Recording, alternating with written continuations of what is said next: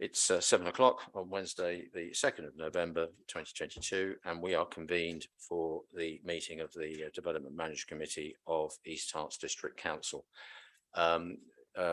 Just to tell all members in the room what they are very familiar with, which is that we are webcast. So we are going out to the world live.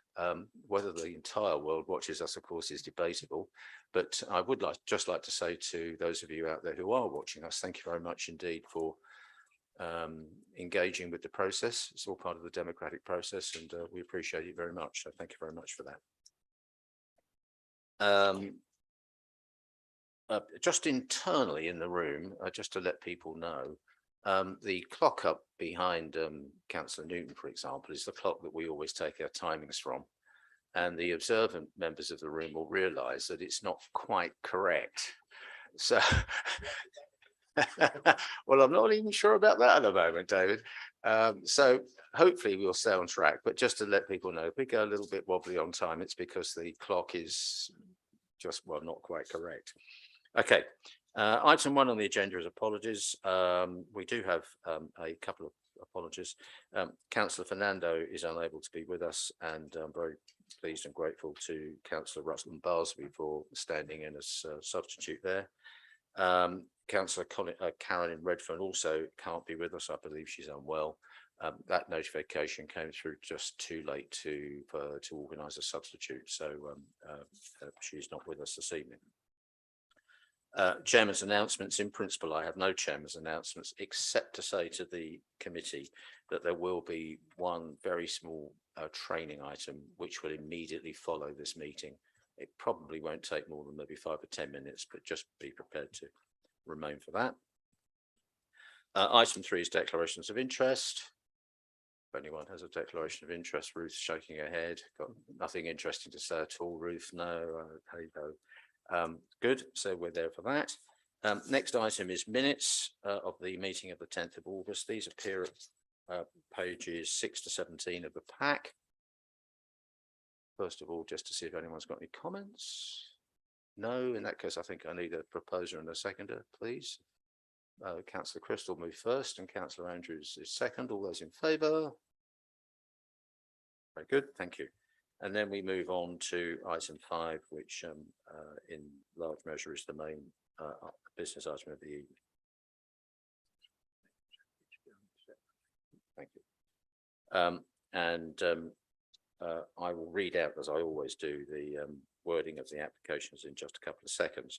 But again, for the benefit of members in the room and indeed anyone who's watching externally, we've got two kind of the same but different items here because there is a listed building issue.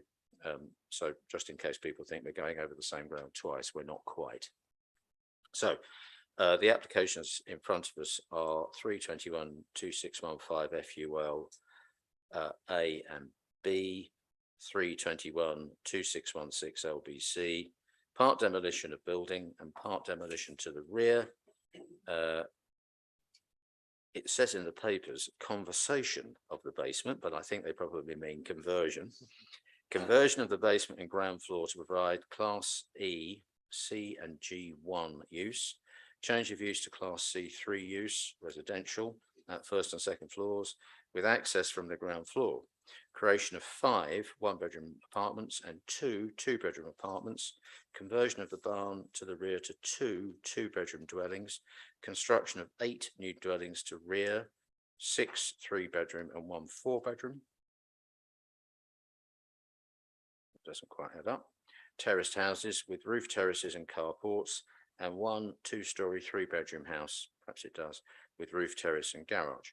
Associated drainage, cycle stores, bin stores, car parking and landscaping at 27 to 29 High Street, Ware, Hertfordshire, SG12 9BQ. This item commences at page 22 of the pack. And I think with that introduction, I'll invite the presenting officer to lead off on this, please. I think that's Richard, isn't it? Yeah.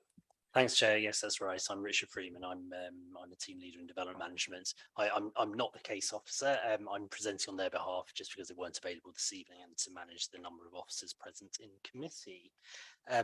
Thank you, Chair, for summarising what the proposal is. If I may, I will give you one combined presentation on both the full planning application and the listed building consent, but maybe at the end of it, I can just summarise the key issues for each one, as there need to be separate decisions taken on it. The application is effectively to reuse an existing site on Ware High Street with some demolitions of the parts of the sites which are of the least heritage significance, and then some new build to the rear. The proposed site plan is just on the left of the screen, just to orientate members. That's Ware High Street's at the front, listed buildings towards the frontage, and then towards the rear, going down to the River Lee, are the new build elements. I'll talk through the scheme in more detail in a moment. On the right hand side, you can see the location plan, and the site is outlined in red. It is on Ware High Street, it is in the conservation area, it is in the town centre. Frontage is defined as a retail frontage, and there are listed buildings both on the site and around it. You can see where the site is with East Street just further to the north of the High Street, and that's the new road just going off to the north as well to orientate members. Just before we move on, could I just say to members that there is no written addendum, but just a very short verbal update, if I may. 2 points. We've received a late representation from Hertfordshire and Essex Wildlife Trust requesting requesting the inclusion of swift bricks in the scheme, that is to provide nesting spaces for swifts, and so it's a biodiversity improvement measure. We already had a condition 26 recommended, which was for bat bricks and measures for bats, and so we'd just expand on that to also include swifts as well. And there's a slight error in your report. Paragraphs 925 and 926 talk about different numbers of trees on the site. There are 11 trees on the site, and I'll cover that in a bit more detail. If we could have the next slide, please. So this is an aerial photograph taken of the site, and that's the existing site arrangement. The listed buildings are those at the front.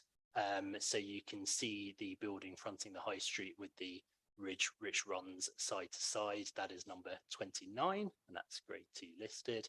And then 27 is to the right of it, and there is a barn behind that, and those two are listed as well.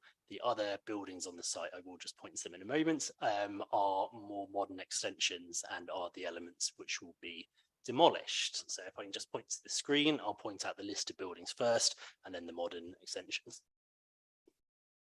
That's 9, that's 27, it's listed barn behind it. These are the modern elements.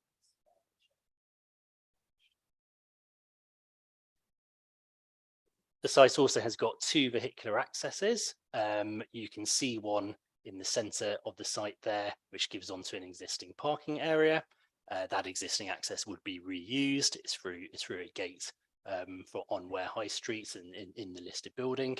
And then at the very right hand side, the eastern edge of the site, there's also another access there, and there would be a parking space utilised in that area. This is a red line drawing which I drew. It's only approximate. It doesn't include that parking space, but it is actually within the applicant's ownership. A couple of other things which I'd like to point out. Firstly, if you look further, well, you'll be familiar, I'm sure, with the historic street pattern in Ware. This is an old Burbage plot. It's very common, as you can see, looking further west, that you have these long linear plots which run down towards the river with traditional mews buildings in them. This site used to hold Maltings buildings at the rear, which have been demolished at some point in the past. But you can see again, looking to the west, that there have been residential conversions and residential new build elements along a similar line, a similar type of site layout to what's currently being proposed. If you look to the left, for example, that's a modern building which is in residential use, and a number of the other ones of these are also residential and have been converted. A couple of other things to note. Obviously, there's a river to the rear, and then there are some existing trees on the site. So, as I said, there are 11 trees on the site. The highest grade trees are to be retained, and those are one category A tree, which is the highest value tree in biodiversity and amenity terms, and 3 category B trees, and I'll point them out in a second. The others are to be removed and are generally lower value trees. So the ones to be retained are those which front onto the river, and then one slightly more towards the centre of the site.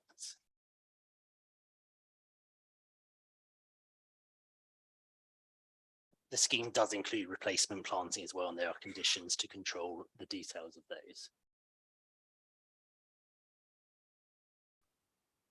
Thank you.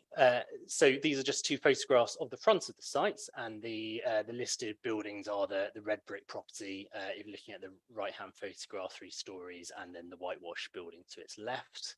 You can see the main vehicular access through that arch, and then the secondary one just adjacent to the canopy to Costa.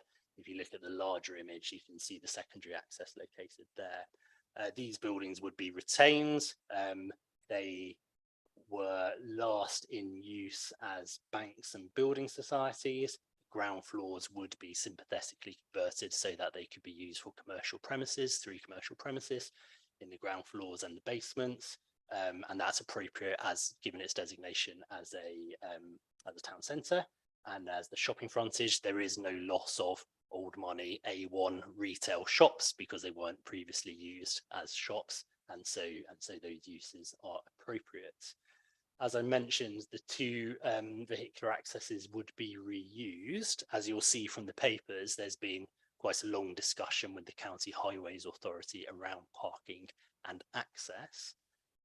It is a significant issue given the location in quite close proximity to the pedestrian crossing, and given that the accesses are relatively narrow. The County Council originally objected because they were concerned about visibility for vehicles as they come out of there. Following work and dialogue with the applicants around this, the County Council are happy, given that the amount of parking which is proposed is relatively low, at 8 parking spaces from memory. And so therefore the amount of vehicle movements associated with it would be low. They are satisfied that the main access, the dark one in the right-hand picture, you would just have adequate visibility. A vehicle leaving the site would just have adequate visibility of pedestrians. However, they are recommending a condition, which is part of the recommendation to you, that a different pavement material is used for that access to indicate to pedestrians that there is an access there, so that it's more legible, as it were, to people coming out. Speeds would be necessarily low as you're joining the highway, you're navigating through a relatively tight access, and so we're satisfied from a highway safety and a pedestrian safety perspective. It's fair to point out as well that both of those accesses are currently used and lawfully usable in planning terms, and as you'll have seen from the aerial photographs, the existing site actually could be used for significantly more parking than the proposal would, and so therefore from a highway safety perspective that is acceptable. Thank you. And this is a photograph from the rear of 29. So the 3-story element is the listed building. You can just see through that portal there. That's the main entrance. On the left-hand side, those are the more modern additions. 27 is on the right-hand side with the barn at the rear. All of those listed buildings would be retained, and then Muse blocks would come down here. Next slide, please. Thank you. And this is just a photograph from the river, from the opposite side of the river, and effectively the scheme would be in the centre behind those trees. Those trees on the frontage would be retained. As you can see, there are a number of residential and mixed-use properties on the river and to the rear already. Thank you. Next slide. So turning on to a slightly more detailed description of the scheme. The ground floor and basements at the front would be used in commercial uses. There would be 2 in the left-hand part of the listed buildings to the rear, and 1 in the larger right-hand section. They would retain their existing access, pedestrian accesses from the street. There'd be some minor alterations to the front to remove unsympathetic later additions. And then there would also be the provision of step-free access in the gap, which you can see on the western left-hand side of the scheme between the frontage buildings and the new build. There are steps as a secondary access and then a platform lift as well, so that those who can't manage stairs can access both the commercial and the residential. Above that, there would be the residential conversion. And if you look at paragraph 9.17 of the report, it details which of the residential premises are new build or conversion. And so we've effectively got 7 converted buildings in the heritage buildings. We're satisfied that those units provide a good degree of residential amenity, and they've been undertaken sympathetically. There've been significant discussions with our conservation team around exactly what original fabric is retained, a heritage statement and the structural survey and an archaeological assessment of the existing buildings have all been undertaken, and the scheme has been amended to retain some more of the original fabric. Some of it is in a poor state of repair. You'll have seen from the photographs that there is scaffolding on the site, or recently on the site, to enable some sensitive repairs. In doing these works, some wall paintings were found, some 16th century wall paintings were found in number 27, which add to the heritage value of the sites and the scheme. And those, following detailed advice from Historic England and our colleagues, are being retained. They are not being exposed, because they're currently under a laser whitewash, and so that will be left on so as to preserve them, apart from for a small section where it's already mainly been taken away, which will then be covered over with a perspex screen so that they can be seen. They will add interest to the flats which they'd be within, but they would also be retained sensitively so they wouldn't be damaged, and the rest would be treated and with a stud partition and not exposed to sunlight, which could damage it. So in heritage terms, in listed building terms, we're satisfied that following amendments, the scheme now preserves the special interest and heritage significance of the site and is done sensitively. Obviously, heritage is also a consideration for the planning application. The new build elements, so the elements being demolished are more recent and of less heritage value. The new build elements, as you can see, are separated from the historic buildings and are also generally lower and follow this new style of development, which is quite typical of the area.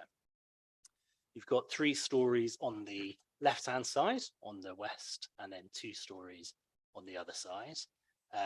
They front each other across the Narrows Mews course, as is typically found in the area.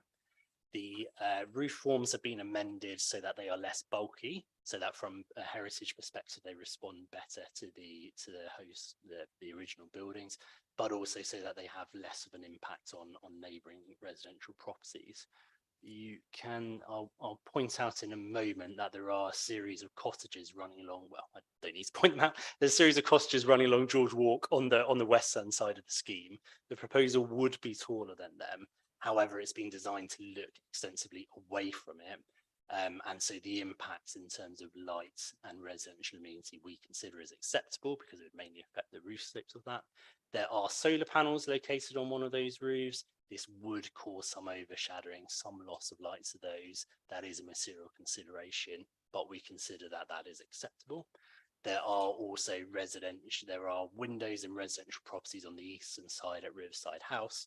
However, given the grain of the area, we're satisfied that the proposal is far enough away from them and the impact is acceptable, and it's a very similar relationship to others which you find there. Residential bin storage and cycle storage is residential bin storage and commercial cycle storage is located towards the centre of the scheme. You can see a small area of green roof on the left-hand side, which is the bin store. And then residential cycle storage is located at the rear on a decked area near to the River Lee, where it can be safe and secure. The communal amenity space is located down by the River Lee, and there would be conditions to require details of additional biodiverse planting, replacement tree loss, and that would be available for the residents of the scheme. 3 of the units also have their own private gardens as well, although they are relatively small.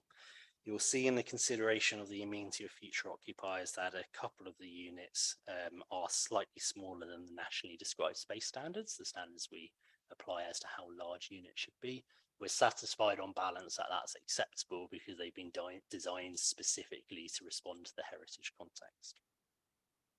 We've got a good mix of units, both in terms of flats and houses, family and smaller units, and we're satisfied with that. We don't have any affordable housing in this scheme. As you'll know, our policy says that on major schemes, on schemes over 10 units, there should be up to 40% affordable housing, subject to viability testing. The applicant submitted a financial viability assessment. We've had that independently assessed by an independent expert, and we are satisfied that their assumptions as to costs and values are acceptable. And so therefore it is acceptable in policy terms for there not to be affordable housing in the scheme, although it does weigh negatively in the planning balance. We are proposing in the Section 106 agreement that there is a financial review mechanism so that when they come to actually implement it, if the viability situation has got better, then there will be that reassessment. So a commuted sum, a financial payment could be made at that stage. Next slide. These are some elevations of the proposal. They're effectively site elevations running down the sites. So at the top left, we have got one looking east. And so the historic buildings are in the sectional bit on the very far left. And then you've got the barn, which is converted. And then you've got a slightly lower recessive section, visually recessive section to link the historic buildings to the new build. And then you've got the eastern mews on the right of the top drawing. As you can see, the heights are generally very respectful to the listed buildings and the heritage assets, and then just step up a little more to the river.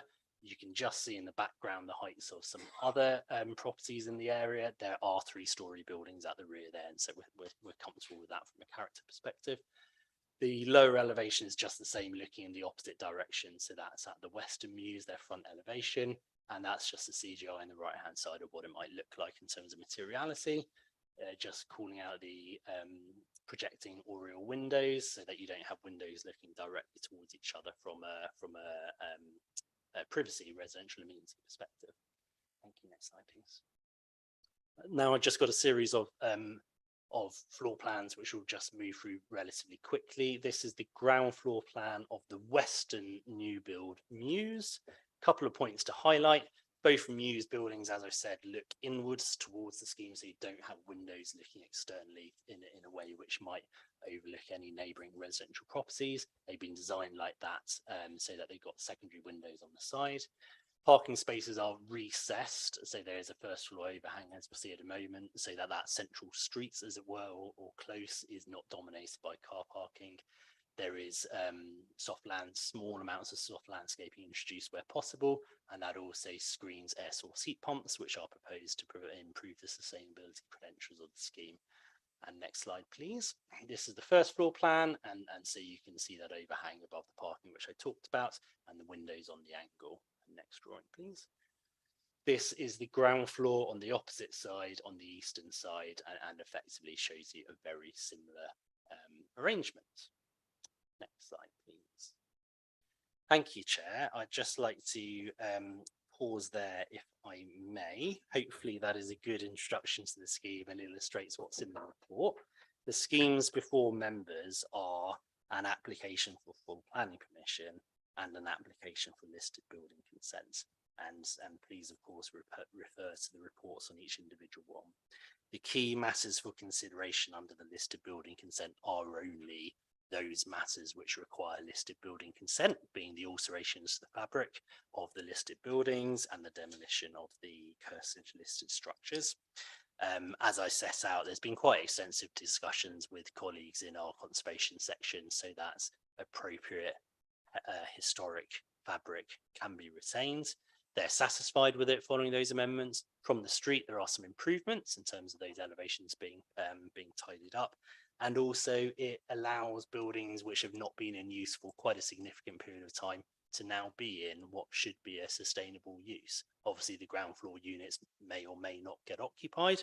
We're satisfied they've been designed in a way which should make them occupiable, but the residential units as well would, it's highly likely, be occupied, and so the historic fabric would be retained and taken care of. So in the listed building consent, the only matters for consideration are those technical listed building alterations. With the full planning application, you've obviously got to consider all of the issues, including the heritage issues on the listed buildings and their setting, and the conservation area, the character of the area, all of the matters set out in the report. If I could just highlight a couple of things, again, with the planning application, the fact that this will bring an old, underutilized historic building into a use should be given significant weight in your considerations. This does mean that the heritage assets will be retained and can be cared for. The lack of affordable housing should weigh against it. The fact that we've gone through a viability assessment and are satisfied with that does ameliorate that to some extent. And there is that review mechanism should the situation improve. We're satisfied with the levels of residential amenity.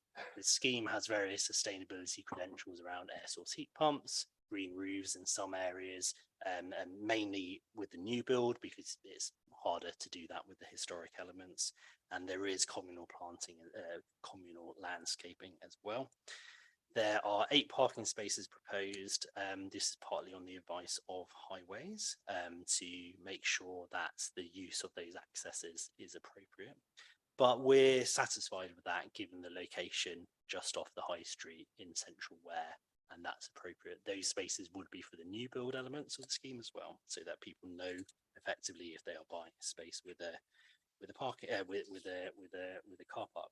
So effectively, Chair, we consider that this proposal results in the listed buildings being brought back into use, cared for appropriately, adds additional housing to our housing stock, and so is recommended for approval, subject to a legal agreement which secures a number of financial contributions for various measures as set out in the scheme, and that as set out in the papers, and the financial review mechanism. Thank you. Thank you very much, Richard. Now, just before we proceed, I'm just going to turn to our legal officer. What I'm understanding is appropriate, Victoria, is that we can have a debate on both these applications, but at the end we will have to vote separately on each of them. That's right. So if members could keep that in mind, please. We also, in a few moments, will have a speaker, and again, just to be clear, it's my understanding that the speaker is only speaking to one of these applications, which is the listed building application. That's correct, yes?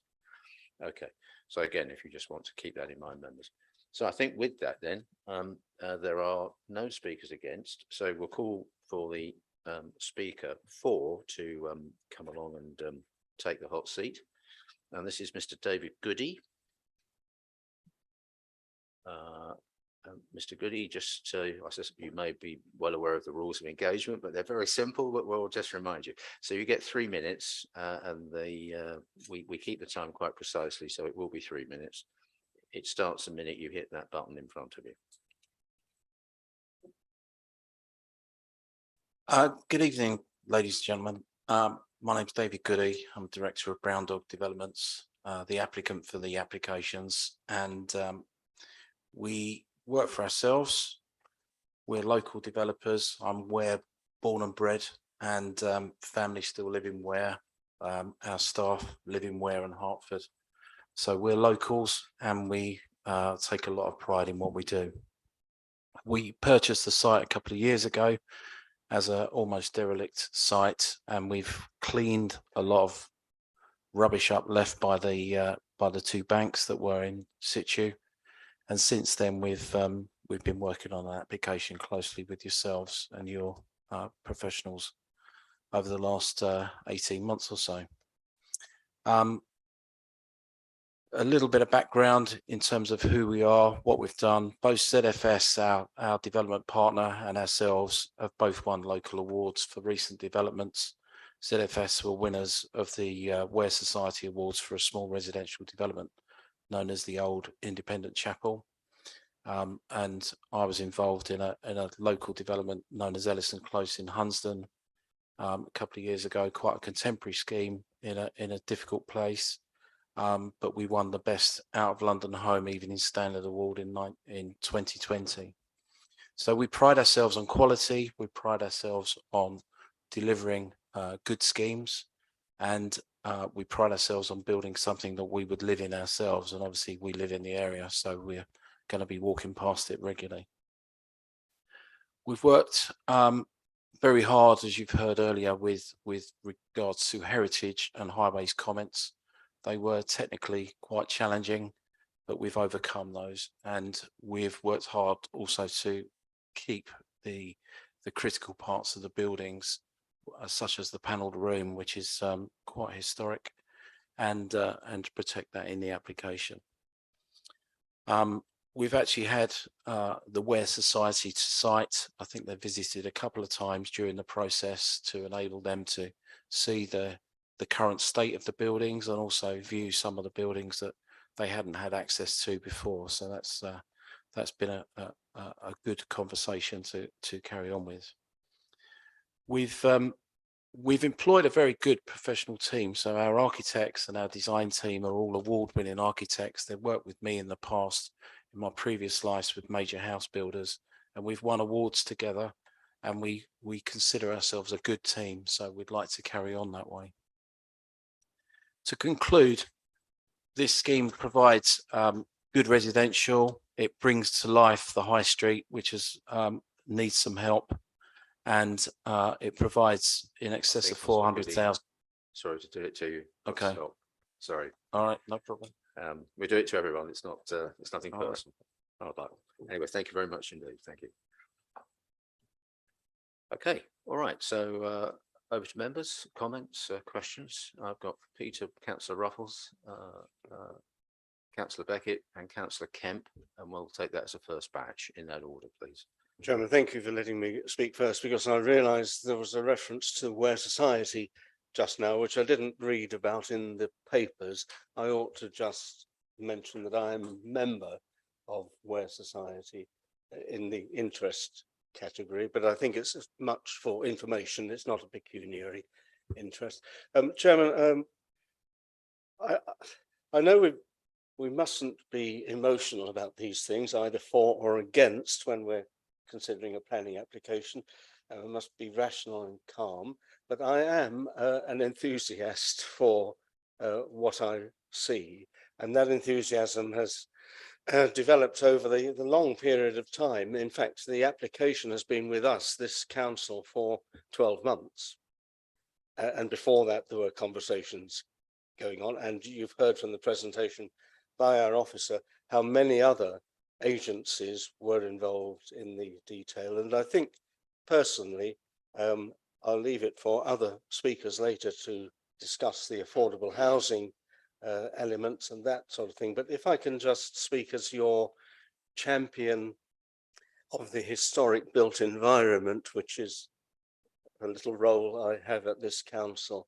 Ware High Street is unrivaled even within other towns within East Herts, and we have 5 towns with wonderful historic centres. But the High Street in Ware is particularly special and really unchallenged for its length of historic buildings on the straight part of it, and including 1 or 2 particularly important buildings. And so to restore these 2 to something useful with what I suppose we call an enabling development at the back, I think is a very, very important thing. And as custodians in planning terms of that high street, then I think we here have a duty to look very seriously and be grateful for the amount of time and attention that's been paid to, and especially I would thank our own conservation officers. There are a number of things I particularly like, and you're going to want me to mention the wall paintings and give my opinion about whether this is the best treatment for them, because it's not the only form of ways of dealing with these things. But I personally accept that this is a safe way, by hiding them, of ensuring that their future is there for others at a more opportune time, I think, and by exposing them. And we've got some good examples in Much Haddam, for example, wherein not many years ago wall paintings were exposed. The exposed paintings do then require a great deal of ongoing care. I can't say maintenance, and there's reference to condensation and that sort of problem, which I think this particular treatment, although it looks as if they're just being covered up and forgotten, but with the peepholes, they won't be forgotten and overlooked. So I'm happy with that, which is a debatable thing, but personally I think it's the right approach. And I particularly like the way in which the grain of the high street and those Burgage plots is maintained here. It would be a tragedy if we started building diagonally on those plots, but this arrangement seems to work well. And so just as a kick-off, I'm very likely to vote in support of the application, the listed building one in particular. Thanks very much, Peter. I think we had Terence Beckett next. Thank you, Chair. I won't talk about the development as a development just yet, if I may, but I have a question. And depending on the answer to the question, I have a statement. And I just want to check with the officer whether you highlighted, and I thought I heard this, that the development does overshadow neighbouring properties' solar panels. If that's the case, have we done an assessment on the loss of efficiency of those panels and the impact on the resident?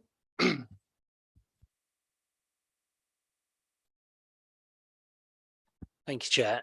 Excuse me.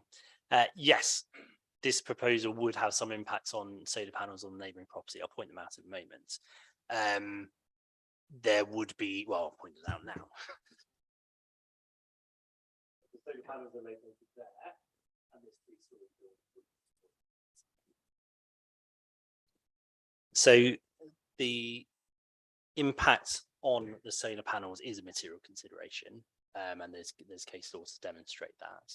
We are, and this proposal would have an impact on it because a building to the east of it, which is taller, would impact on it. I might be able to find a section which will help as well. There hasn't been a technical assessment of the impact in terms of energy efficiency or renewable energy generated, but we are satisfied with the proposal even without that, and there's a couple of reasons for that. The main reason is that if you look at the location of the solar panels and their orientation on a roof slope which fronts towards the site, in that location, it's reasonable to assume that some development would happen to the east. If that were a window located directly on a boundary, it wouldn't be reasonable to protect that window to the extent to which you could not develop adjacent to it. And so similarly with a solar panel as well, whilst the proposal would have some impact on it, it is sited in a way which, to use an old-fashioned term, is unneighbourly. It does rely on light coming from a neighbouring property, and there isn't an absolute guarantee that that'll happen. The scheme has been amended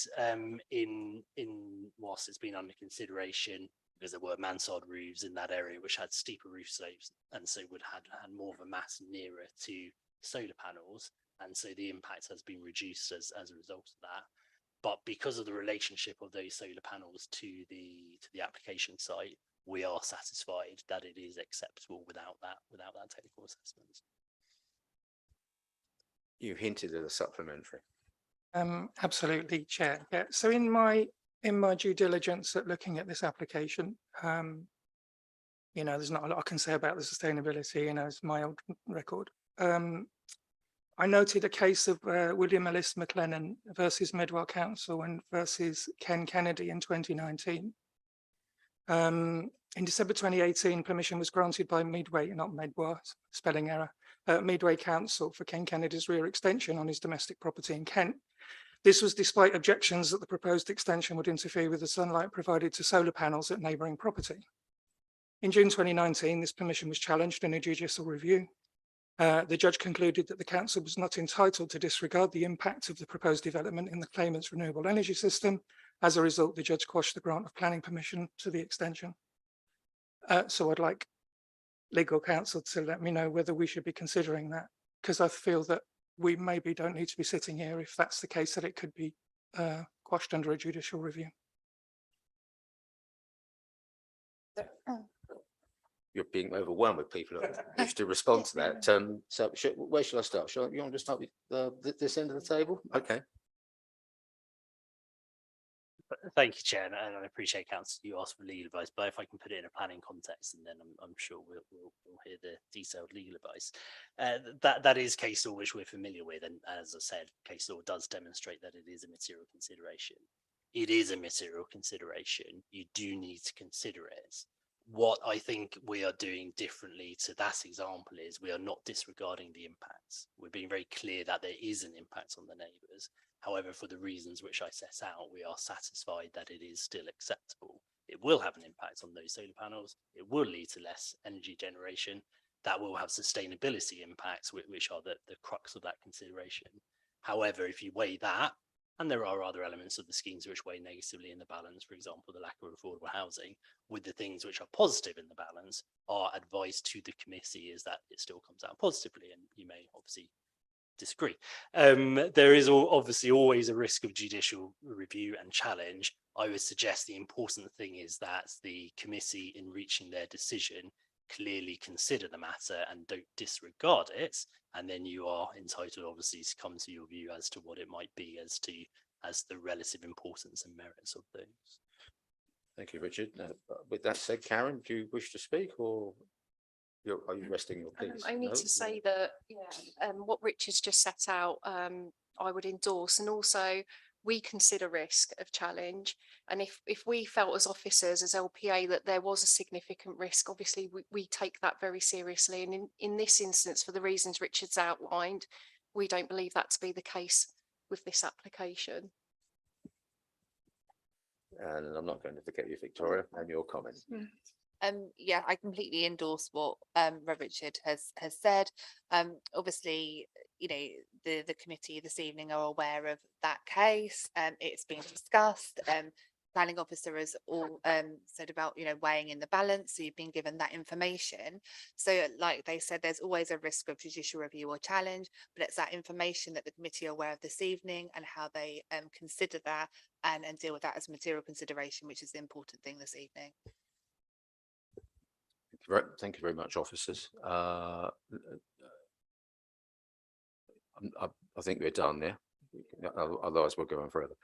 So I've got Councillor Crystal from the first round.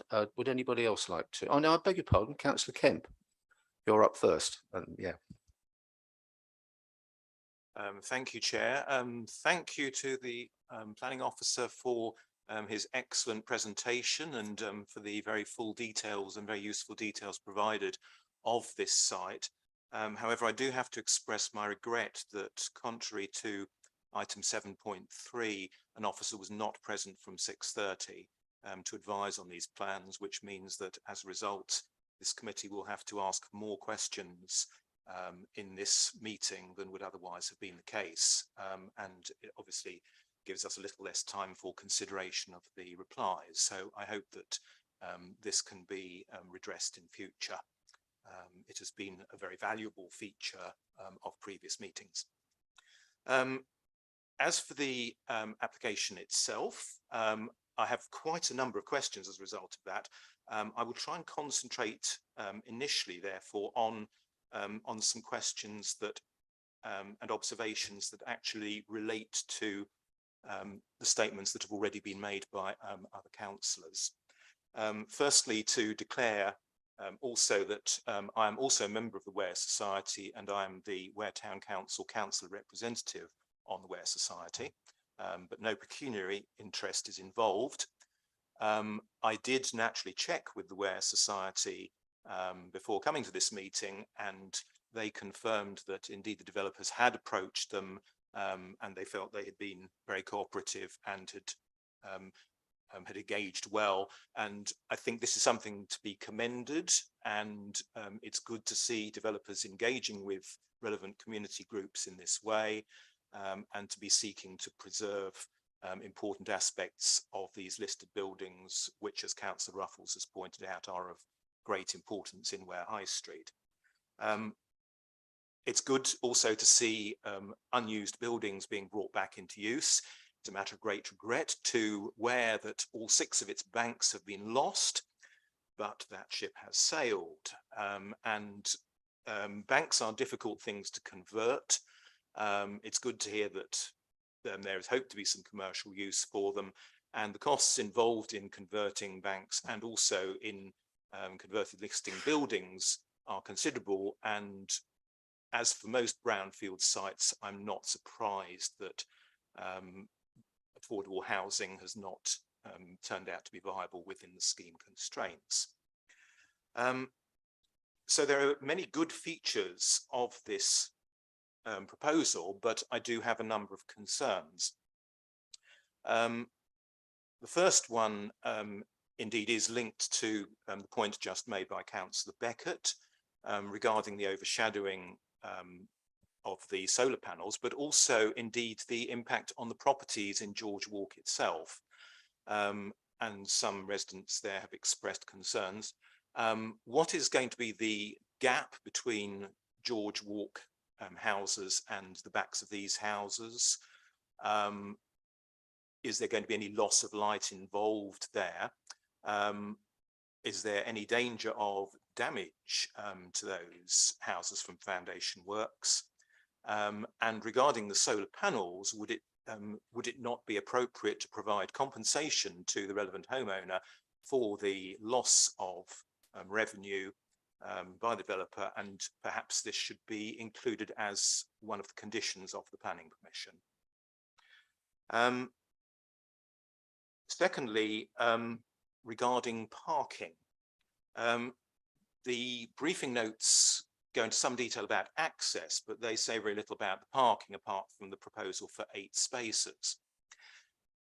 Now, if we add up all the units proposed here, there are 17 residential units, which 8 spaces are proposed. Of those residential units, 1 is a 4-bedroom, 7 are 3-bedroom, 4 are 2-bedroom, and 5 are 1-bedroom flats. I don't see any reference here to how this compares to the parking provision which is required in the East Herts vehicle parking supplementary planning document. But on my own calculations, normally for this number of units, you would require 31 spaces, which is nearly 4 times as much. Now, there is some reduction because most of this falls within zone 3. So there could be some reduction, but even so, it doesn't get anywhere near the figure of 8. Of these various buildings, it looks as if the 5 Mews buildings on the left-hand side have their own allocated parking spaces. I imagine that that is true for the other 3 houses. That seems to leave the 2 houses converted from barn with no parking spaces whatsoever, and the flats within the listed building as having no parking spaces whatsoever. So I would like the planning officer to comment on that, please, and why has the development got something that seems to actually clearly contradict the supplementary planning document and therefore contravenes East Herts District Plan Policy TRA3. On similar lines, I'd like to know how the housing density here compares with the adjacent areas in this part of Ware. For example, George Walk, Malthouse Mews, and so on. Because 17 houses does seem rather, or 17 residential units does seem rather a lot for this small space. Likewise, the heights of the western houses in particular, how do they compare with the heights in George Walk? This refers back to the question about light effects and overshadowing and similar aspects. Does give the feeling that these buildings have been somewhat crammed in. And therefore, although I can certainly support the idea of the scheme and very much welcome the retention and conversion of the listed buildings in what seems to be a sympathetic matter, I do have considerable concerns about the new build element. Thank you very much indeed, Ian. I think we go straight to officers for comment, please. Thank you, Chair. Yeah, if I may, could I ask if we could have slide 14, please? Just keep going. I'll tell you what it is, maybe. It's not one members have seen before. There we go. That one. Yeah, thank you very much.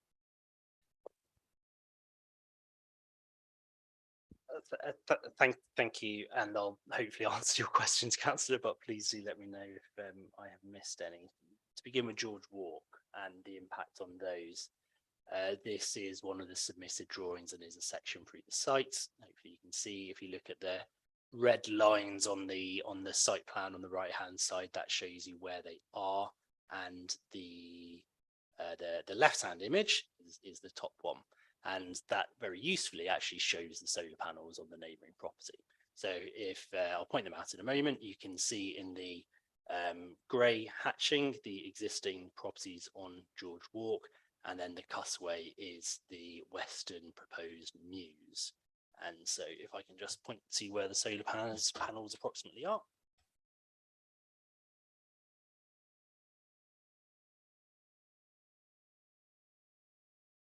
So the proposal would be taller than them by half a storey plus the roof. And as a result of that, it would also be of that height taller than the properties in that location. Again, you can see in outline the gables of the roofs of the other properties on George Walk as you head towards the front. So those properties step up just like the proposal steps up in height as well. So at the southern end, it is taller, and then as you move further north, it's of a similar height.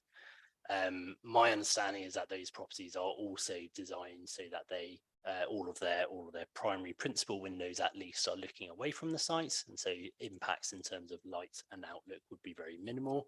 There are some roof lights, as I understand it, as well as solar panels, and so there would be some impacts on those. However, they would be secondary. Those are secondary windows, and so we consider that those impacts are acceptable.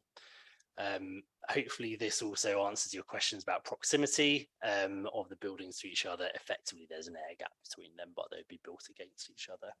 I think you asked about damage. That isn't really a planning consideration. There's the Party Wall Act, which is separate legislation, which I'm not an expert in, but which, and so I can't give advice on, but which does cover situations where people are building adjacent to or onto other properties to make sure that that damage does not occur to other residential properties. So hopefully that illustrates the relationship with those properties. We've considered it quite carefully. And because of the orientation of the properties, these new style developments effectively are inward looking. We're satisfied that the impacts are acceptable. If I can then just, whilst on this, or sorry, if you would mind just going back to a site plan. Yeah, thank you. Just to pick up on the density point next, if I may, actually, I'm sorry, I don't have a statistical answer in front of you. I can't tell you what the density is. I can try and calculate it whilst there's the debate. But what I would say though is density is best not considered as an absolute figure unless that's been arrived at through a design exercise. It should be the amount of development which should happen on a scheme should be design led. It should be, is this the right scheme for the site? Does it follow the character of the area? Are the heights, building sizes, masses, relationships, etc. acceptable? And then you come to an appropriate scheme which has whatever density. If you do it the other way around and say this site should be 33 dwellings per hectare or whatever, unless that's been considered really, really carefully on a site-by-site basis, you end up with some very perverse outcomes and schemes which really aren't very good. And so HOU 2 is our policy which does take into account the existing characteristics of sites, and their relatively accessible, their relative accessibility. These are this is a site which is accessible, where is relatively well connected in the grand scheme of things. There is the station, there are bus routes, the town centre is clearly thriving, and so it is accessible, and so therefore the policy says higher densities will be acceptable in or near town centres. So I don't know the dwellings per hectare, if I'm honest, councillor, but we are satisfied that looking at it from the design perspective, it is an appropriate response. Turning on to parking, yeah, there's 8 spaces proposed, and that's significantly less than the vehicle parking standards. I think I'd say 2 things about that. The vehicle parking standards are maximum standards, as I know the committee is aware, and that doesn't necessarily need to be provided. They are the maximum. The general thrust of planning and national policy is to limit parking, especially in sustainable locations.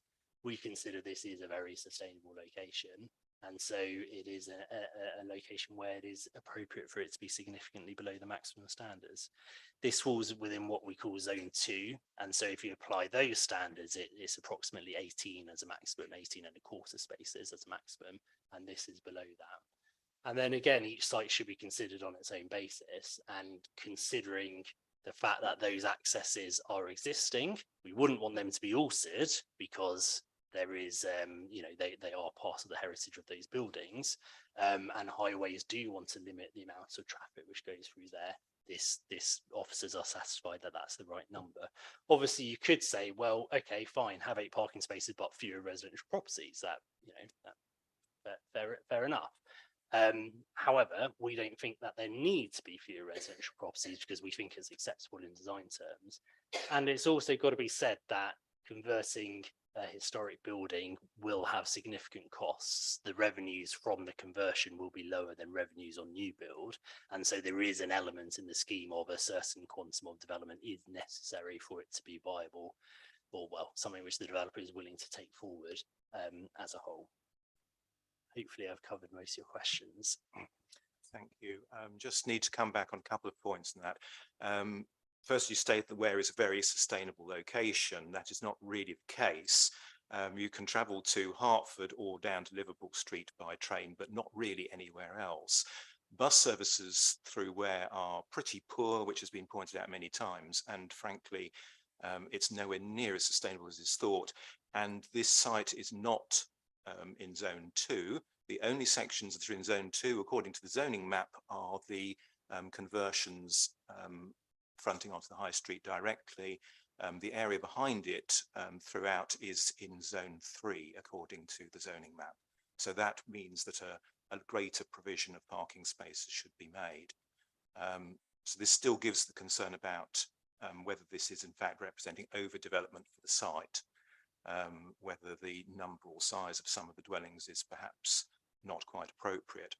The other related question that I need to bring back, now that you've shown us the details of the gap between George Walk and this section, is you have 2 sloping roofs and an air gap between, which was shown. So all the water from those sloping roofs on both sides is going to pour down into that narrow air gap. Now, that is the kind of thing that normally then gets filled with water and produces huge water ingress problems on the houses on both sides, which is another aspect to the damage which isn't covered by a Party Wall Act. So what how thorough has the work been to ensure that that cannot happen, and that there is a very highly reliable drainage scheme that will take away the water from that gap and convey it to areas not within that area, for example, towards the river?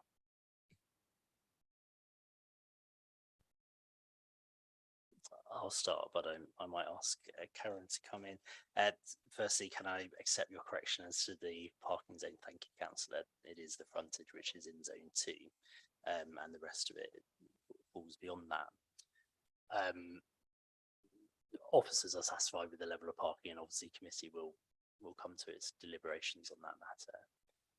If I can talk specifically about this drainage point, the proposal, yeah, so pitch roofs fronting towards each other. The proposal would include guttering running along that boundary, and that is a typical solution and one which is generally found.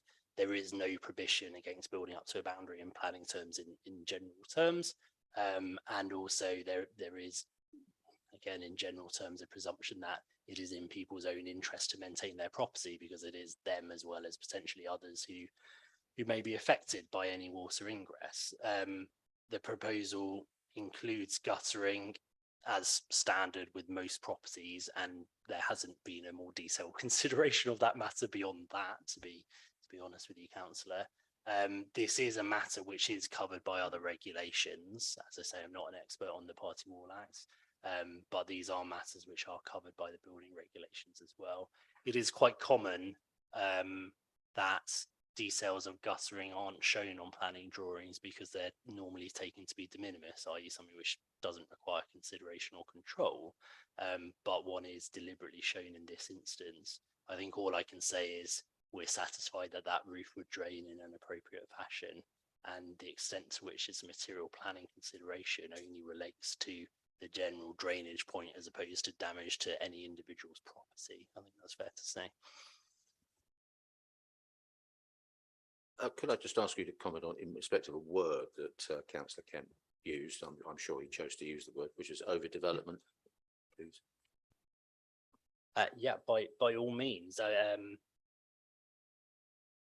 A scheme is overdevelopment when its impacts are unacceptable. Our recommendations to the committee are that the impacts of the scheme are acceptable, and it's not overdevelopment. And members can draw their own conclusions on the matter. Thank you very much. I think we've got Councillor Crystal, who's waited patiently. Well done. Thank you. Thank you, Chair. Yeah, I hope I'm not pushing in on anyone. I don't think so. I just wanted to echo, I think, what Peter said.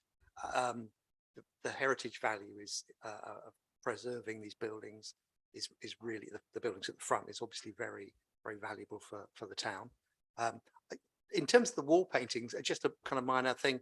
I kind of hope that there will be, obviously, once they're protected by the walls and with windows inside, they won't be publicly accessible. I would hope there would be an opportunity to present the photographs of those wall paintings, what there is for the public, so they are available, whether it goes to Ware Museum or whatever. It would be really great to be able to see those things and not be lost, although they won't be lost. But I think the point about car parking is a troubling one, and I do agree with Councillor Kemp.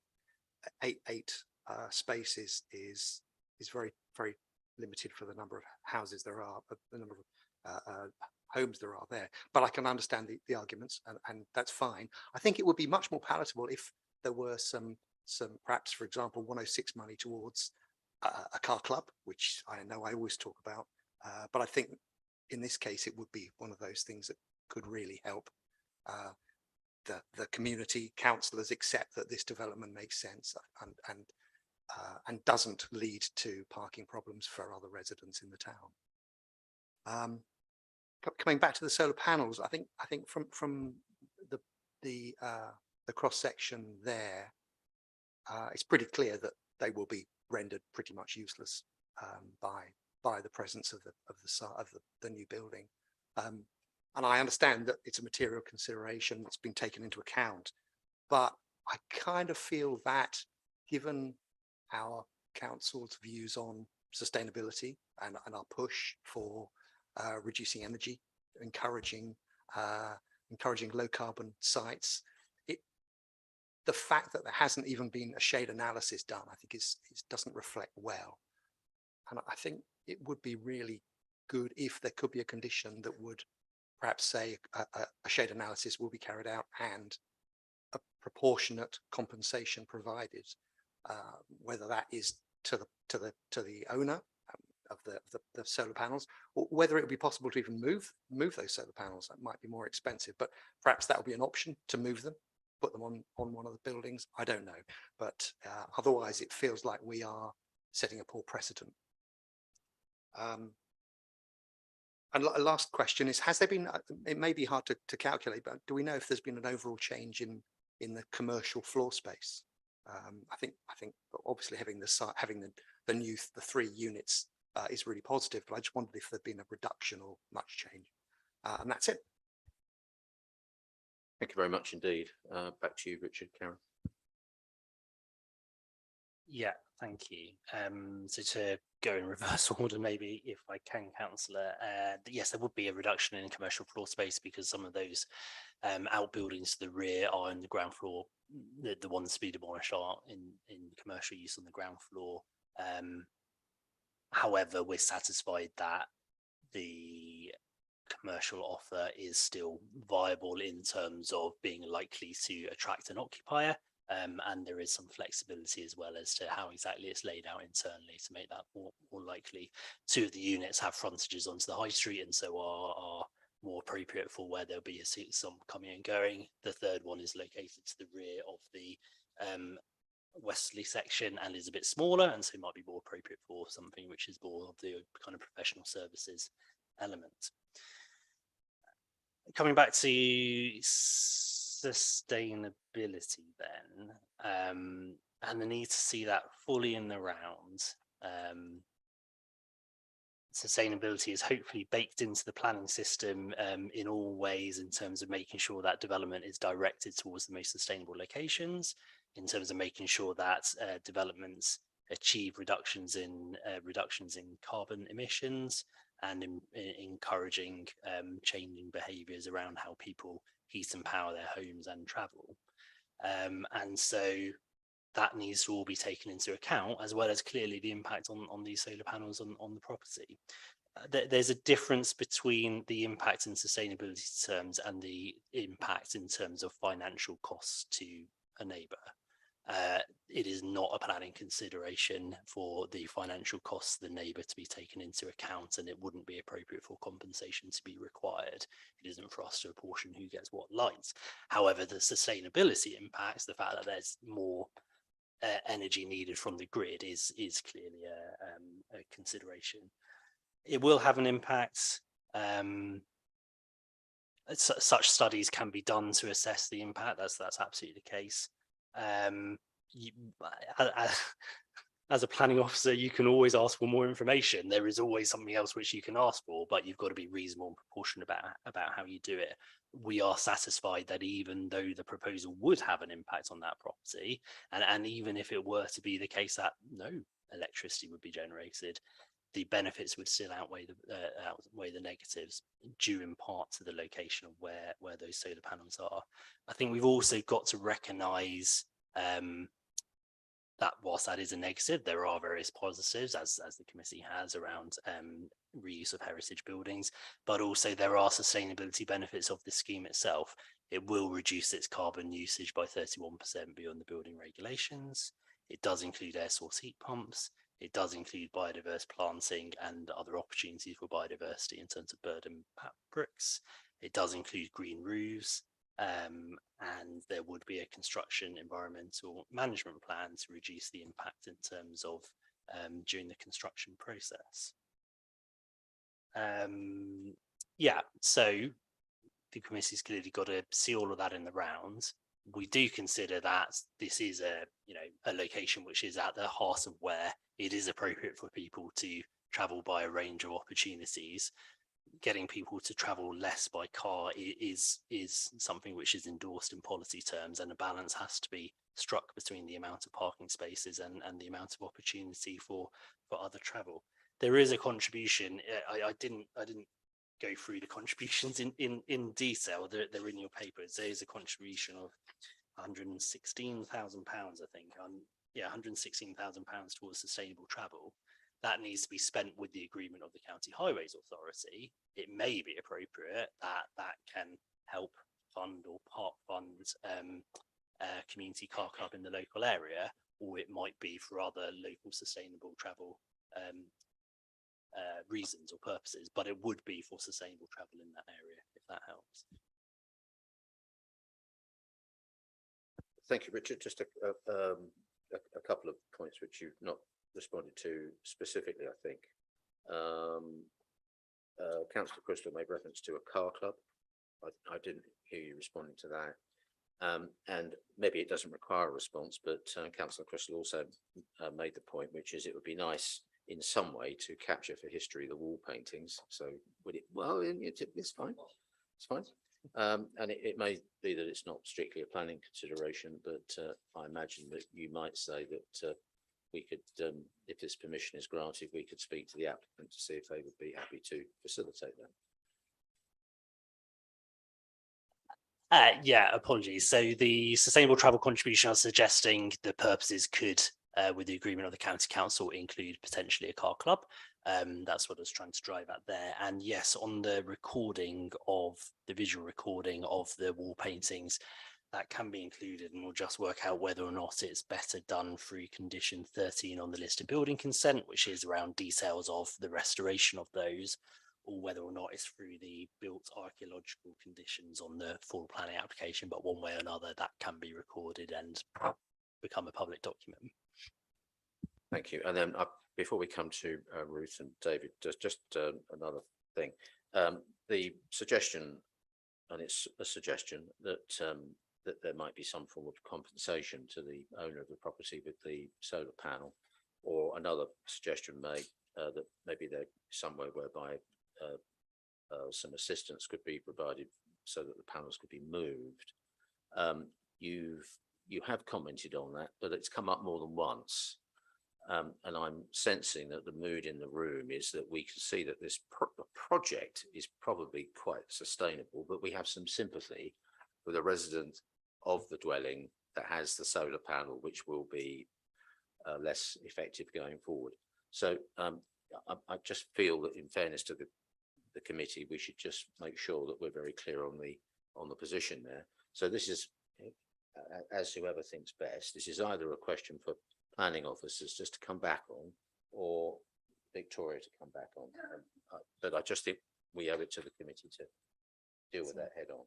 Yes, it's not appropriate to use the planning process for to provide compensation as suggested. It's just not part of the process.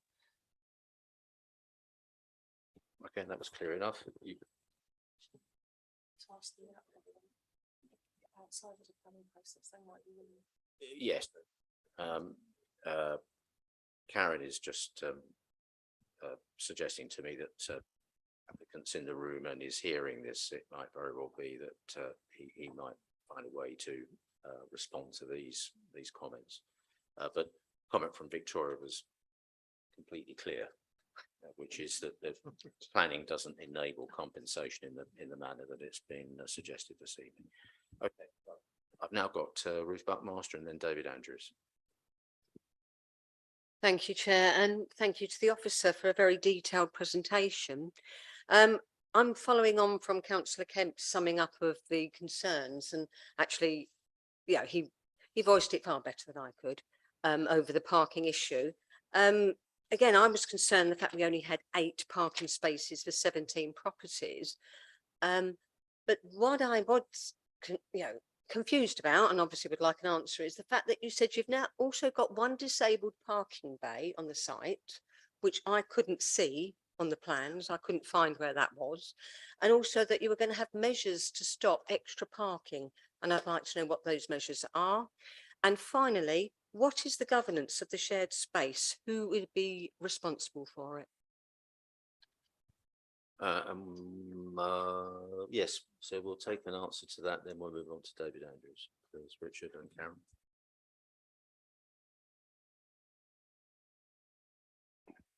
Thank you, Councillor Buckmaster. Thank you, Chair. So as to the governance of the shared spaces, it's very common, obviously, in schemes such as this that there are shared spaces, and on a scheme of this size, we wouldn't normally require the establishment of a management company through a Section 106, which we would on something much larger, especially if there's say kind of public play provision or something like that, which may or may not be used beyond the scheme boundaries. So again, in the interest of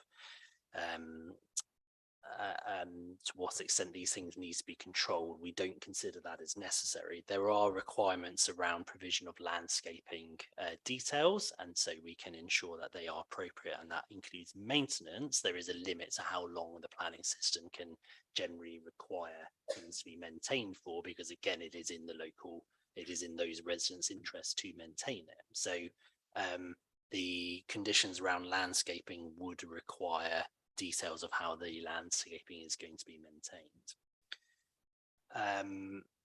There is also a condition around, thank you. Condition 4 is regarding the details of the disabled parking spaces, so we can make sure that they are appropriately designed. I'm pretty sure that it is the space on the far east hand side, which is the disabled parking space.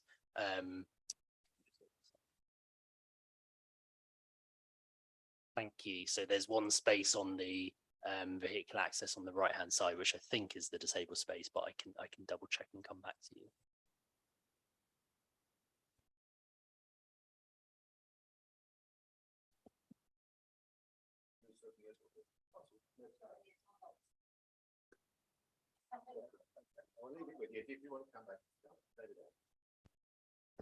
Yes, thank you.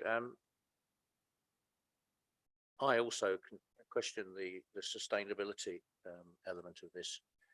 And I focus less on the fact that there's 17 properties and more on the fact that there are something like 38 bedrooms, which I think that might give us more of a clue as to the potential demand for vehicles.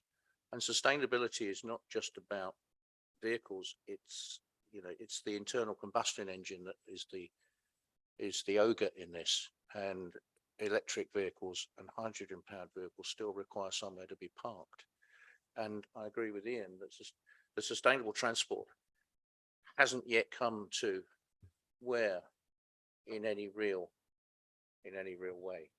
And people will want to work, or will have to work, to the north. They will have to get to the hospitals. They'll have to get to the schools. They'll have to get to the university.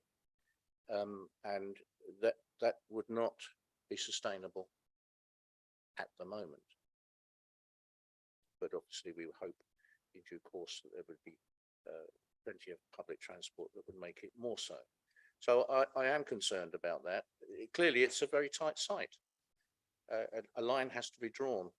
I am somewhat concerned about the properties on the eastern side of George Walk, because a great many of them now are going to lose the ability to maintain their eastern walls and roofs. And I'm not entirely sure that whilst that's not unusual in the way where it's currently laid out, that's common in a lot of places, but we're possibly aggravating it. Another factor is this question of the drainage coming from the pitch roofs on the western side of that western block. I don't buy really into, well, we leave that sort of thing to the developer. I think in this situation, it's something that we've got to be very careful about as we go. Maintenance of those buildings is just as important as maintenance of any of the other buildings. So I'd like to know more detail around what arrangements are made to get that drainage away and to prevent things like sycamores and what have you falling down into that gap and causing chaos, which we see quite a lot of in and around Ware. And I'm wondering if officers are aware that if there's any sort of cumulative effect that might emerge, and I suspect there's cumulative effect can't be taken into consideration, but might emerge from developments to the west, immediately to the west, which will also have quite an effect on this. Richard, could you do me a favour? Could you just point out where Drake Cottage is for me? I think I know which one it is, but could you point it out? Councillor, I'm not sure I could actually. I'll need to double check. Well, I think it's quite relevant because well, I can see lots of things, but I can't see the word Drake Cottage. That's it. Just that little bit there. Okay, thank you. Yeah, it's not made clear on the. And again, if I may, Chairman, we have to go to a lot of work, as Ruth clearly has, we have to go to quite a lot of work to dig out and get into these documents ourselves. What we get with the report is frankly not really that helpful. Google Maps is often more helpful. So, you know, I would encourage, especially things as complicated as this and as sensitive as this area is, that in future some of that stuff is embedded in whatever goes out to councillors so we can see it rather more easily. But a few points there around the challenge of maintaining those eastern walls on the existing properties that are now going to be effectively blocked off. Richard.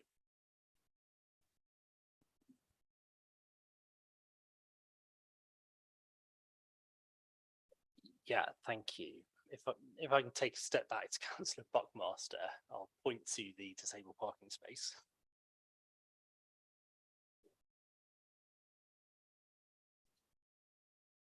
Thank you. Sorry, I didn't have that to hand. I understand the committee's concerns regarding maintenance requirements for neighbouring properties, and that's clearly very important, especially where they are heritage assets.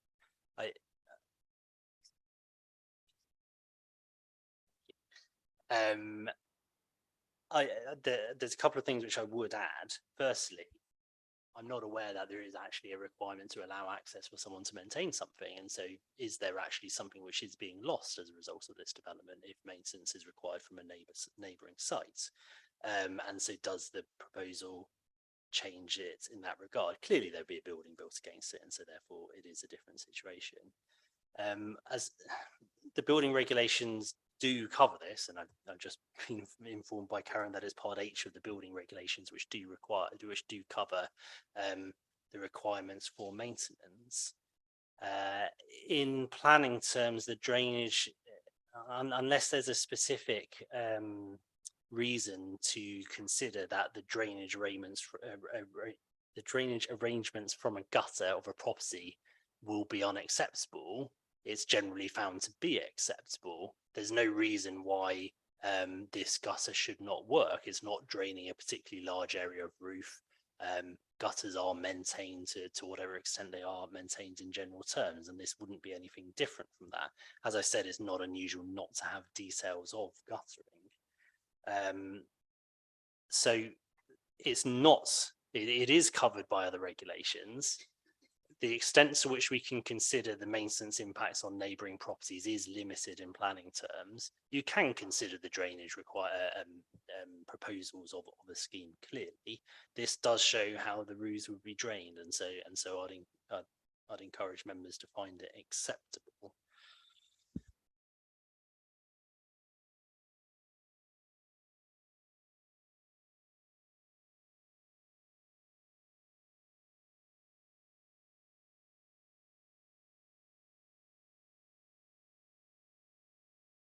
We were just considering, Chair, sorry, about whether or not it'd be appropriate to put a planning condition on requiring details of the guttering and maintenance of the guttering. But in my view, it wouldn't meet the necessary planning tests, particularly because it is covered clearly by the building regulations.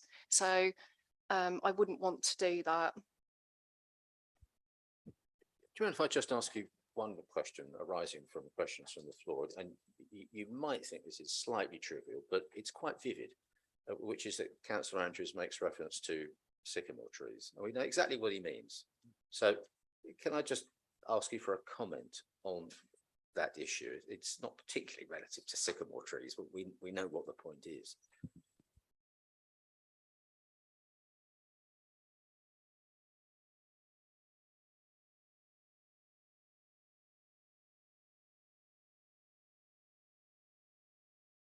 I mean, my view on that is that we often get people notifying the planning authority of issues with leaves, for example, blocking their gutters. And we always respond by saying that's not a planning matter, that's a civil matter. You're responsible for the maintenance of your own property. Maintaining your guttering is one of many types of maintenance that you're responsible for as a homeowner. If you don't maintain your property to an acceptable standard, there are other regulations around that, and we can require repair notices under enforcement regulations, for example. Richard suggested maybe a maintenance plan. We could put a condition on requiring them to set out how they're going to maintain the property.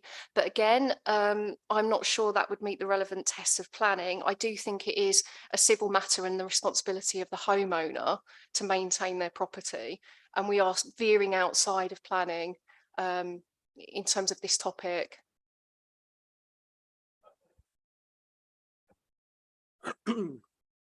If we could go back to the sections that we had earlier with the gable ends.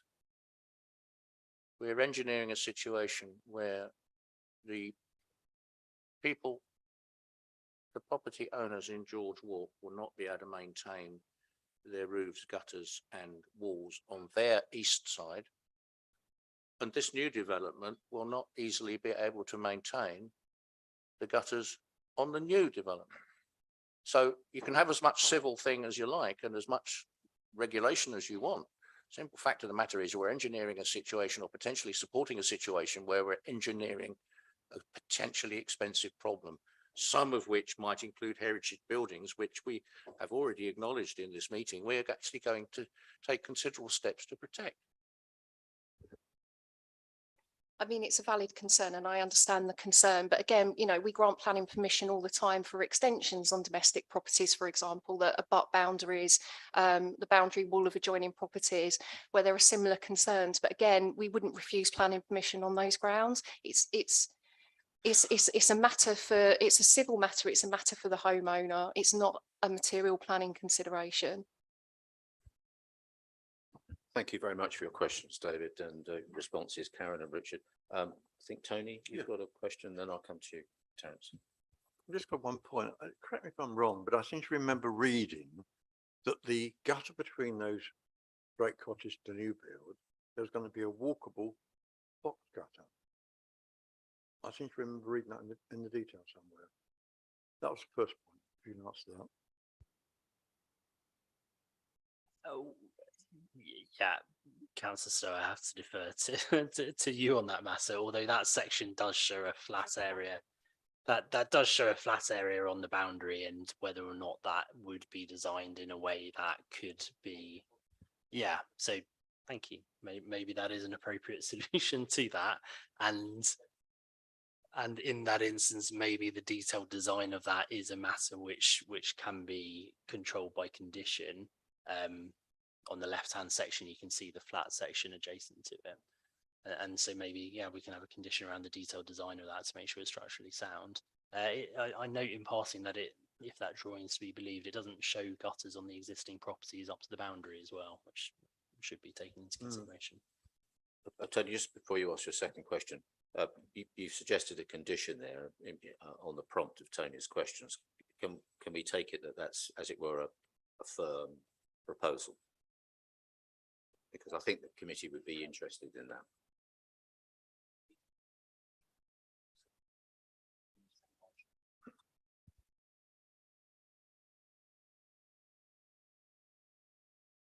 We'll have a go at constructing a condition, Chair. Good, thank you. And then Tony, you've got a question. Well, after it would be normal when you build two buildings close together that they are weathered, not to let the water go down. They're weathered at the top level, and that will be a box cutter. The other point I wanted to make was that with that narrow entrance of the existing bank with the doors on, it is very narrow, and I feel very concerned about vehicles coming out, albeit only 8 vehicles at a time, perhaps. But it's actually narrower there than it is down by the other one. And I wonder if we can actually make a condition to have some sort of tactile paving, particularly for our partially sighted people that would actually hesitate when they got to the tactile paving before crossing.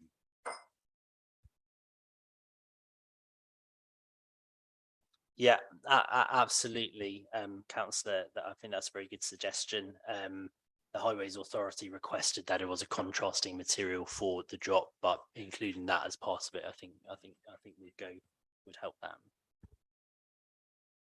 No, I think we must be getting there. Oh, we've got more questions. So we've got Terence and then Sally. Did you have your hand up? Sally and Tim. Thank you, Chair. I shall try and keep this brief. It's been a long one. I notice there were some concerns from residents about overlooking. So I have a question about whether we have a condition around obscuring the glazing for the windows overlooking the roof lights of the cottages. Also, looking at the demolition plans, I haven't seen anything along the lines of a demolition audit to talk about what will happen to the material that comes out in terms of diverting it to landfill.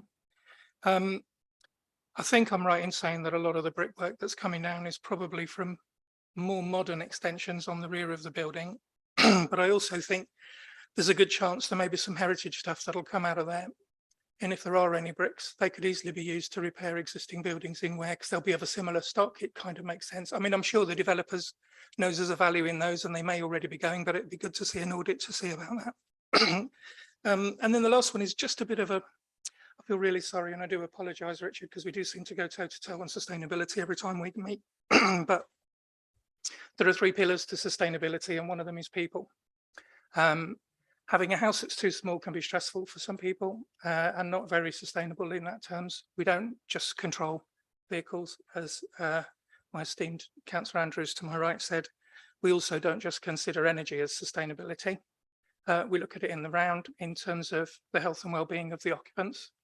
And whilst it's not in our plan material condition, because we haven't got it in there and haven't got it coming in terms of that to the extent that I would like, nonetheless, as a responsible developer and as a responsible council, I'd like to see us consider that, and over prescribing houses that are small won't be good at some point on the mental health of the people who live in them.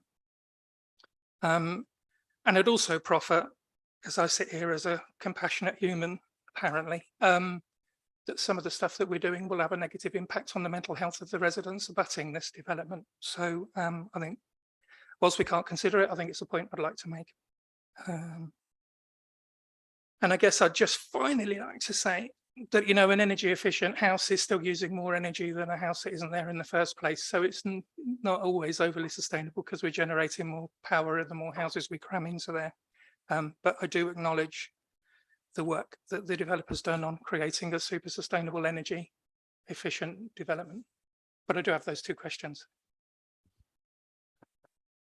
Okay, I think the questions were opaque windows and demolition plan.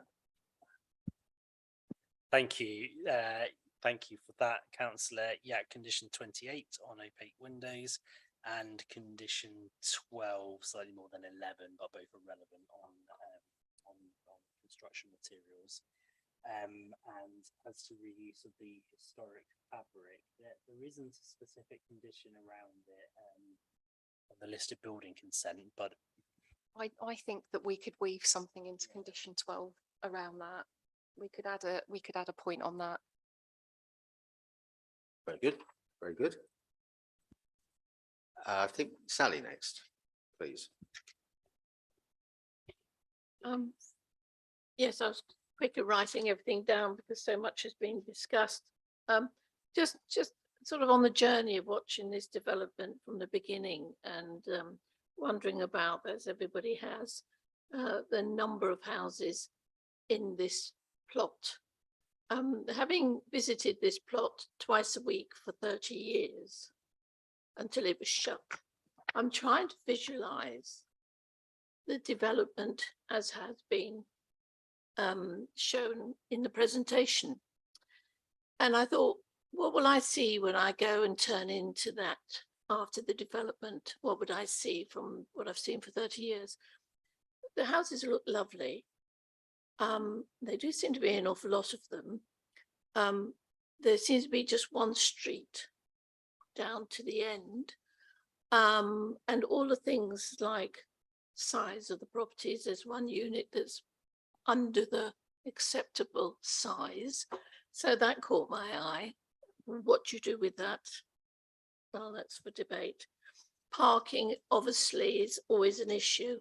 And then it came to me that when I'm driving down Ware High Street at 15 miles an hour, which is the average nowadays because it's so congested, and you look down all the other avenues from the road, they are all of a similar ilk. There are a lot of them, they're very small, You've got tiny little roads. So this is not out of keeping from the rest of the where when you drive down the high street and you get to look down each one of the roads.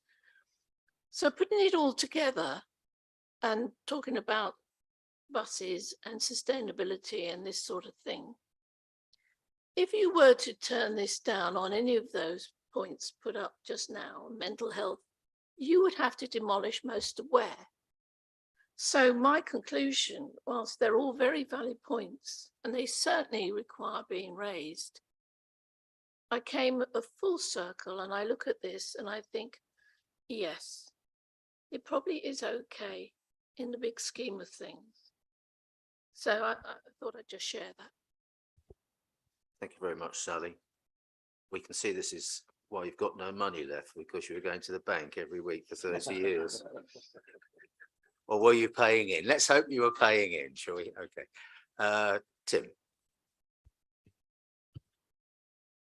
Thank you, Chairman. My concern has been raised in another way, but it's to do with traffic and road safety. Can I be assured that having an exit from the development onto a highway, which is within a marked area leading up to a pedestrian crossing, is that legal? I mean, I can't cross the road there. That would be illegal. It seems strange that vehicles can enter in such an environment. And secondly, on car parking adjacent to 27, I think at the beginning of the report, it was stated that the red line wasn't actually drawn precisely and there was parking available across the red line. Would that lead to the displacement of parking already existing in that area so that there would be no net increase in parking? Thank you very much, Tim. Richard, Karen.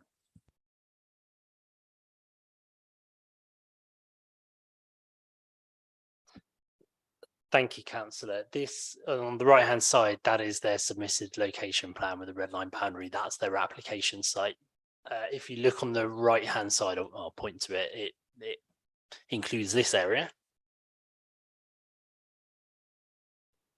And if we could go to the next slide, when I drew that, I missed it out. So sorry if I've caused a confusion.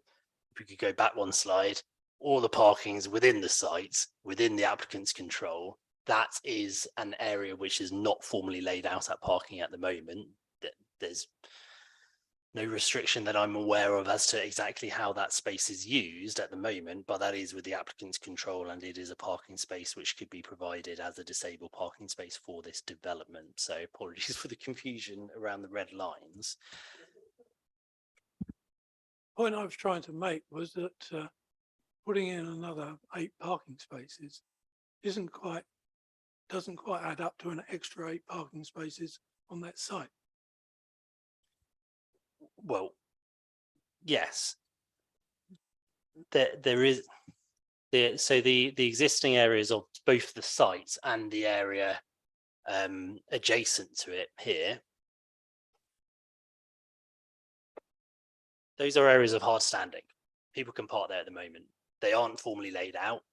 You can park as many vehicles as you can get in there. Through this scheme, if it were to be consented, we'd end up with a situation where within the red line area, there would be 8 parking spaces, and that would be controlled through the planning system. At the moment, you could definitely get far more than 8 vehicles in there. So is it an increase? Is it a reduction? There is no control over the existing amount of parking, which would happen there, as far as I'm aware. And so it is effectively that if this scheme is consented, there would be 8 parking spaces there. Just if I may come to your first point around the legality or otherwise of the access, we've taken advice from the county as Highways Authority, and they've advised us that that access is acceptable. And so I'm assuming that it is legal as a result of that.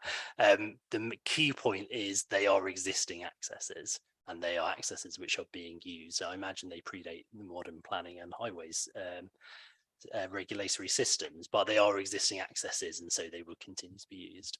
I think in addition to that, I would add that this development is an opportunity to improve the highway safety in this area, in that with the condition around tactile paving, for example, it will hopefully make it safer for pedestrians than the existing situation on site at the moment.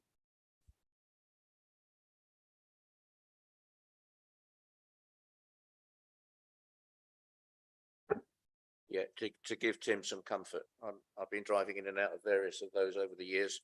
And it's in variety of vehicles, it's never been a problem. And only this morning I drove down East Street and went into one of the little alleyways off there. And again, it's not a problem. It's just that you have to exercise obviously considerable care, as I'm sure we all do when we're in charge of a motor vehicle. Right, Ian, I think you're going to round up the show. Okay, a few points, but I'll keep them all short. Firstly, building on Councillor Crystal and the points about the wall paintings, I'd be very interested to know how they will be protected if they're part of a flat. What safeguards are there against owners either accidentally damaging them or even deliberately damaging them, like painting them over with something else or something like that. Second one related to those solar panels, we've agreed that compensation is not appropriate, but it was also stated that, you know, an adverse impact on sustainability is not a good factor. So in order to ensure the sustainability of that aspect of the development, is it possible to say that part of the cost should include relocating those solar panels to the west-facing roof where they would still be effective in order to maintain the sustainability of the adjacent houses? That would not, in a sense, be compensation. It is making up for a sustainability loss caused by the development. Third point is the guttering and the drainage in that intervening area. If it was only relying on water flow and it keeping going along that section, particularly to the middle houses, I would be incredibly uncomfortable about it because it is just an accident waiting to happen. You just need, say, the guttering on the second house to break or something like that, and then you may not have any drainage from the middle houses. So through no fault of their own, they are being damaged. But I do thank Councillor Stowe very much for the point that he made about the fact that it could be accessible for maintenance, and I think that makes all the difference. So maybe that could be included as part of the condition, that it must be possible for access to be made along that central gutter that will allow maintenance throughout and clearance of any drainage problems. Finally, rounding up, I think good points have been made all around the scheme. I think everybody is very pleased to see the idea of old buildings being reused. Some of us are a little more uncomfortable about the new build. I'm certainly uncomfortable about the number of houses for the available parking. I regret that there aren't maybe one or two fewer or slightly lower, perhaps. I guess my difficulty here is we have a supplementary planning document on parking. We have established that it doesn't meet even the minimum standards for that by a long way, and yet it's still being recommended for approval. What is the point in us having these planning documents if we're not going to abide by them? I'm just mystified, and that is the single thing that gives me most difficulty about this otherwise very worthy and worthwhile application.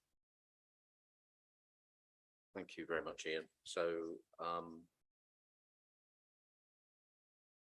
going to let officers comment, and then just so everybody knows, because we've raised some possible either additional conditions or amplified conditions, I'm then going to just make sure we put a little bit of flesh on the bones as to what they would look like. and then we'll go to a vote. So over to you, officers.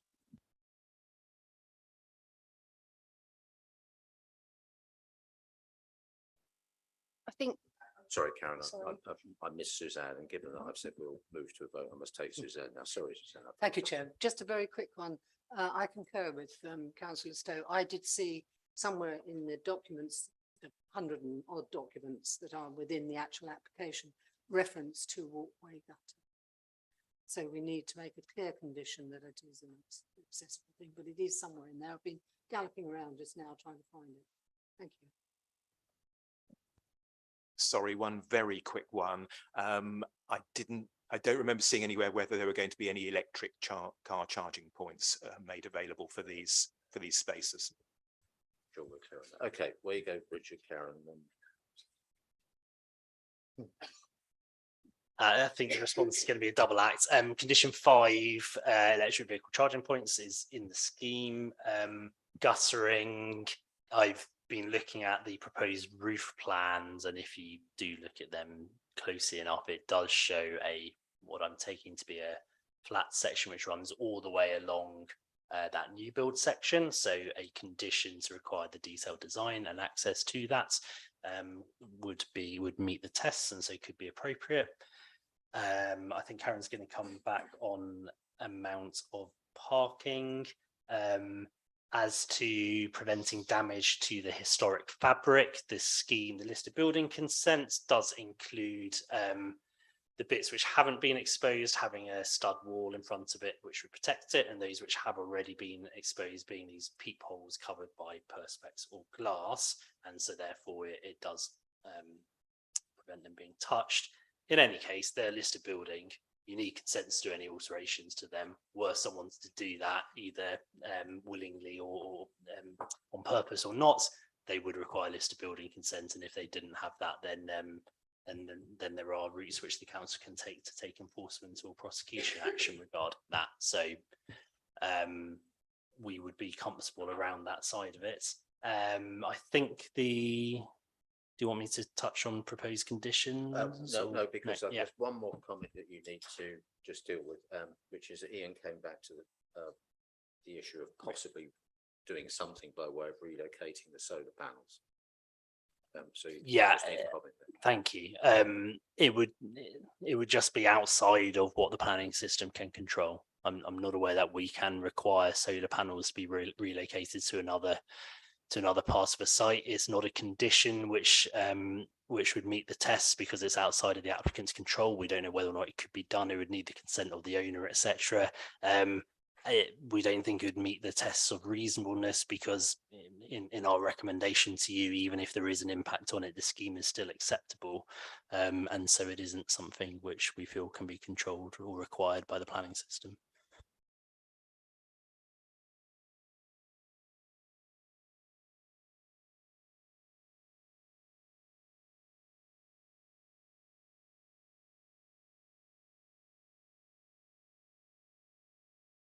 Well, very quick. If my eyes aren't wrong, are those roofs within the site? Is that right? The roofs where the panels are within the site? They're not. Is that right? Oh, okay. Apologies, my eyesight's going. I thought they are within the site. Just really from I pointed to the wrong place. They're definitely not within the site. They are on those properties there. just from my experience of working on such projects, building hotels and things that butt up to historic properties.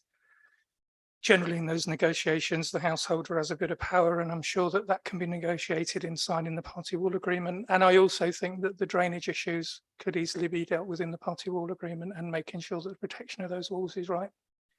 I think it'll be more painful for the developer than it will be for the homeowner.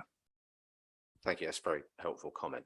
Okay, so that we've had our debate, and I'm now just going to run through what I think are the conditions that have come up, or the possible conditions, depending on our ultimate decision that have come up. So.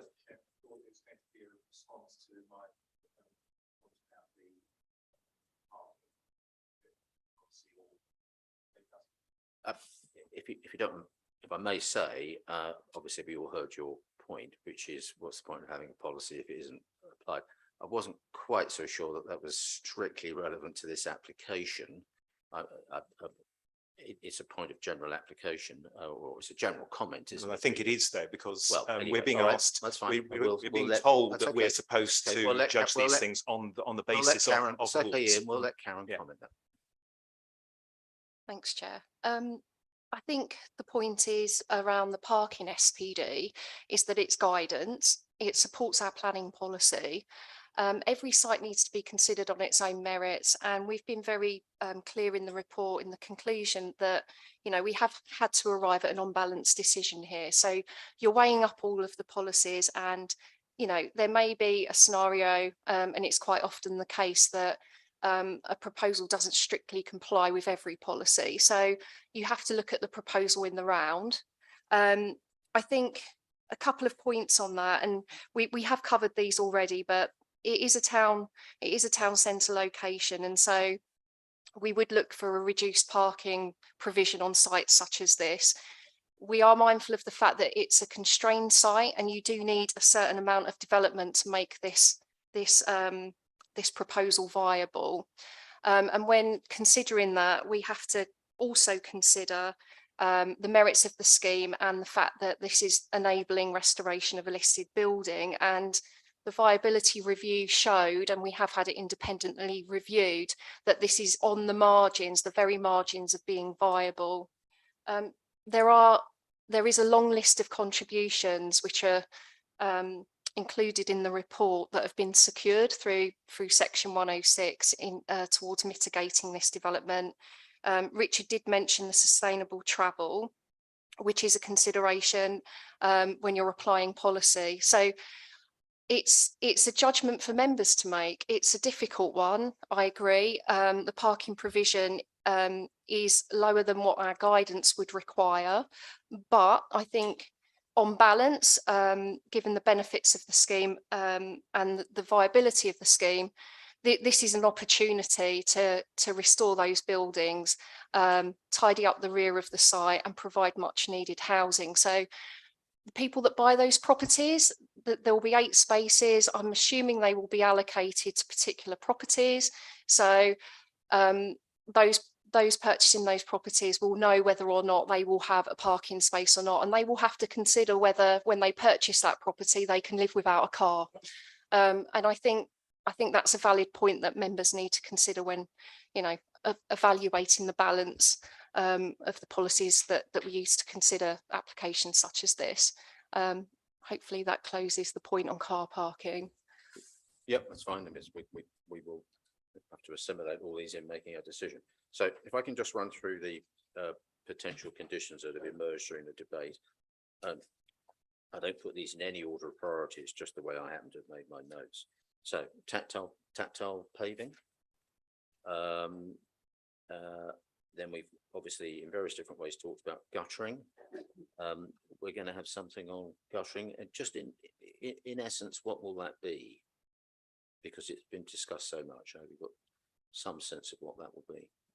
It would be something along the lines of, prior to commencement of development, the detailed design, appearance, access and maintenance of the flat roof section, however that's worded, and the guttering on the west elevation of the western mews shall be submitted to and agreed with the council as local planning. Opaque glass or whatever may be the material. Windows. Yep. Yep. That's already listed. Is it Chair. already there? Thank Yep. you. I'm sorry. And then demolition plan with, I think, particular reference to heritage items. Yep. Reuse of any salvaged bricks and historic material will weave in. Yep. Richard, do you want to comment? And the requirement for details of SWIFT boxes as well from Yep. Yep. And to record the wall paintings once they've been restored. Okay, so that's, I think I've got 6 conditions that have come up. And looking at Victoria as well, are we happy that the wording of those conditions will be finalised in consultation with the chairman and the deputy chairman? Is that okay with everybody? Okay, David. Thank you very much. I've got a seconder. I've got several seconders, but we'll take Suzanne.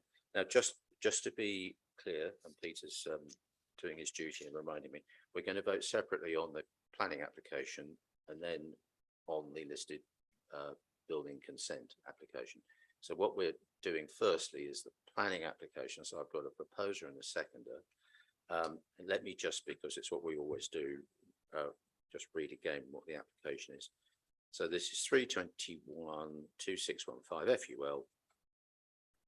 Part demolition of building and part demolition to the rear, conversion of the basement and ground floor to provide Class E, C and G1 use, change of use to Class C3 use residential at first and second floors with access from the ground floor, creation of 5 one-bedroom apartments and 2 two-bedroom apartments, conversion of the barn to the rear to 2 two-bedroom dwellings, construction of 8 new dwellings to rear, 6 three-bedroom and 1 four-bedroom terraced houses with roof terraces and carports, and 1 two-story 3-bedroom house with roof terrace and garage.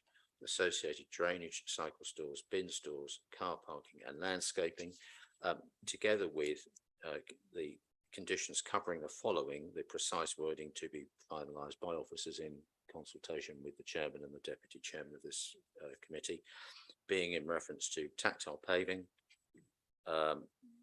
guttering insofar as necessary, opaque windows, demolition plan with particular reference to heritage items insofar as necessary, swift boxes, and the protection of the artwork. Yeah. Okay. So all those in favour, please show a hand. Okay. And just for sake of good order, anyone against? Terence? And I think that is the mass, but we haven't got any abstentions, have we? No. Okay. So that means that application 321-2615 FUL, which, if you don't mind, I won't read again, has been approved and has passed.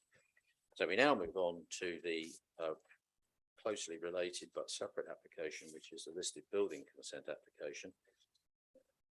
Yes, Peter reminds me that if you wish to see that, that's on page 65. We've covered all the issues in our debate. Victoria, you're content that we have covered all the issues in our debate.